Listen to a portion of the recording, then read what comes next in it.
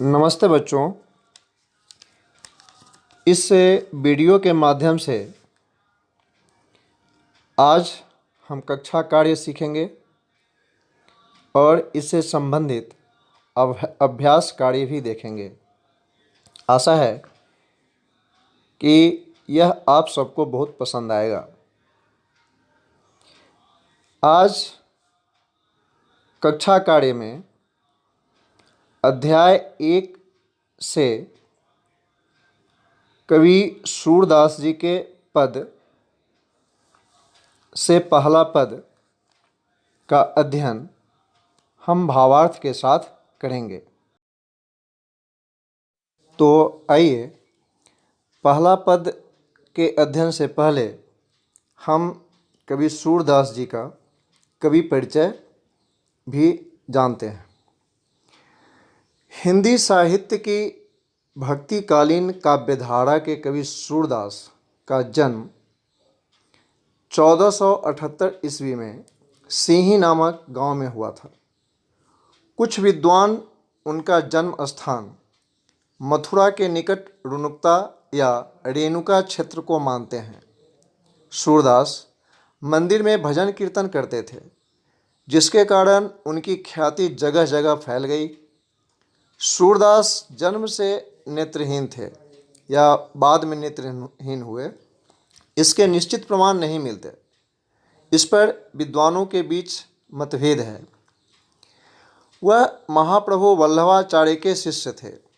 सूरदास के 3 लोकप्रिय ग्रंथ सूरसागर, साहित्य लहरी और सूरसरावली है। सूरदास ने कृष्ण लीला संबंधी पदों की रचना सूरसागर में की, जो कि उनकी लोकप्रियता का प्रमुख आधार है। सूरदास के सभी पद गायन शैली में लिखे गए हैं। ये श्रृंगार और वात्सल्य रस के कवि माने जाते हैं।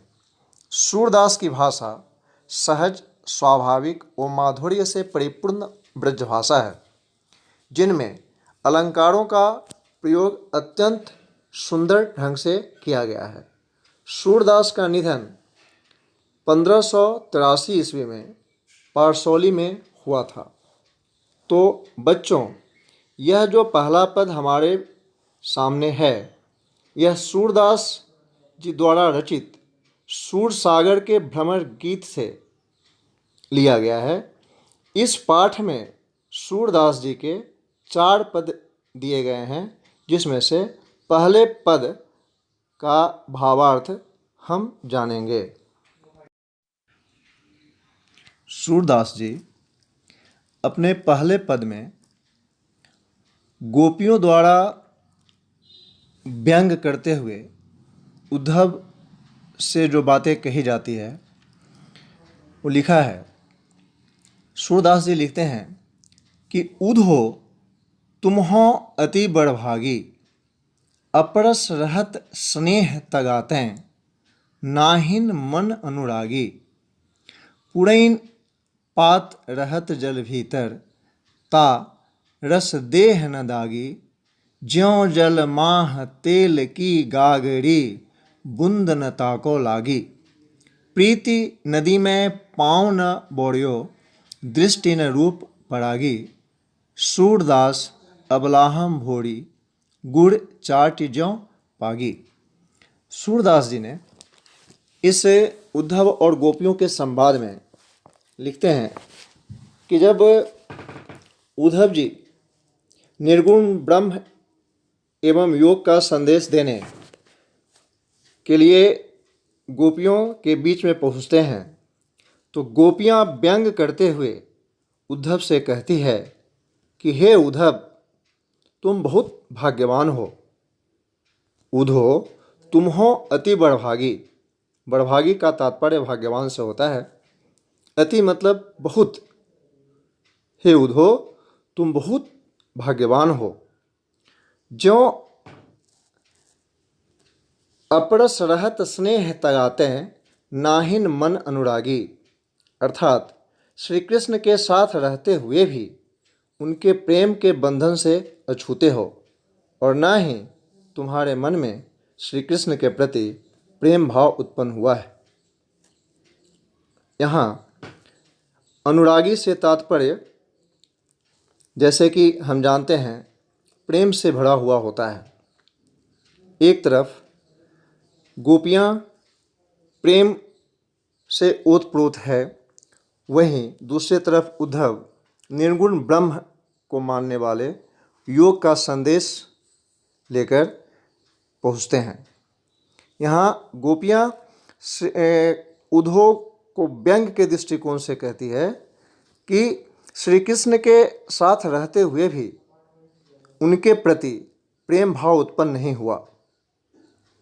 तुम उनके प्रेम के बंधन से अछूते हो और ना ही तुम्हारे मन में उनके प्रति प्रेम भाव उत्पन्न हुआ है।